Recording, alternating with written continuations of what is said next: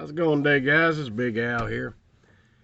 And, well, I don't have nothing new to show you just yet, but I decided to make this video because someone gave me a shout out, so I like to return the favor on that.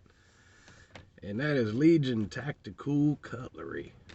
So look him up, give his page a look and a like. And, guys, if you give me a shout out, you gotta let me know, because I do like to return the favor. If you're nice enough to do that for me, I'm gonna do it for you. So yeah, just shoot me a comment, say, hey, I gave you a shout out. I'll make sure to return the favor. And well, today's video, I was just sitting here thinking about like my knife journey and the different phases that it went through. And I just wanted to share a little bit of that with you. Better place to start, and my first knife. And for some reason, when I was a kid, I always got those Imperial Barlows, with like the plastic handle. That and the sabers was always something that I always got, which, being 10, 12 years old, you got the hand-me-down knives that nobody wanted. And I don't know, it just, maybe it had something to do with that, and then I didn't know how to sharpen a knife at that age. I just have a disdain for the Barlow. And it's a shame too, because it's a classic knife, but just having so many of those when you was young, and they was all pieces of crap. I mean, and I don't know. Then I had a lot of those Victorinox Swiss Army knives. I had a bunch of those.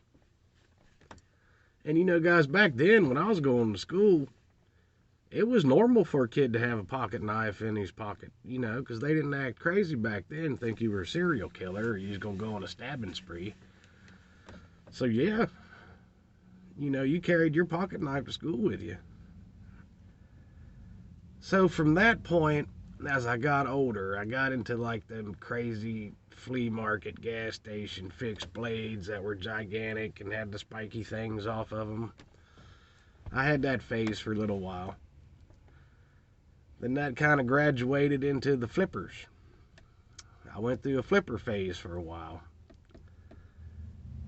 I still remember them Kershaw Leaks when them things came out. I love that knife. And then things kind of settled down for a little bit. I didn't really collect too much there for a few years.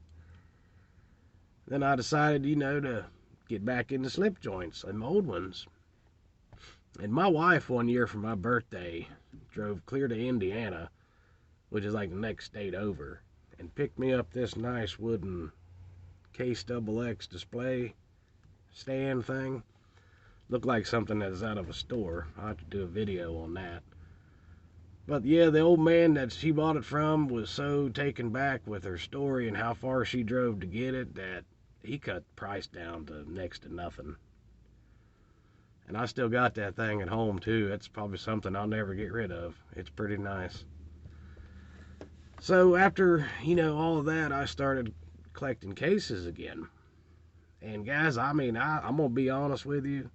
I was one of them snobby case collectors where everything had to be pre-70s, that gorgeous red bone cases. And I filled that display case up with them, and it cost a lot of money. Like, these things were no joke. They was going for like $250, $300 a piece.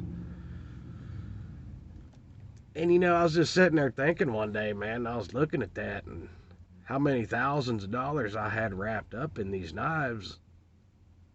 And for what they was, you're not going to take them out and use them. And these things were like museum quality, and it made me feel a little stupid for doing that. I had all this money tied up into something that you just look at, Then the whole COVID thing happened. My wife got put out of work, and I was the only one that stayed working this whole time. And, to make ends meet, I had to sell off my old knives. As your bills and your family, they come first. That's what got me into the big fixed blades. because they were cheap, they were fun, you could take them out and use them, and that kicked off my whole YouTube video making thing.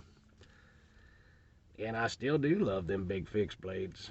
I like condors, and other things, and I got some big cases, fixed blades. And so then here recently, once the big fixed blade kind of lost its appeal a little bit, and now I'm back on the slip joints again. So I promised myself I'm not gonna, go crazy with the old red bone stuff anymore, and I'm not going to try not to be snobby towards knives. I do believe that, cheaper made knives do have a place. I do believe that.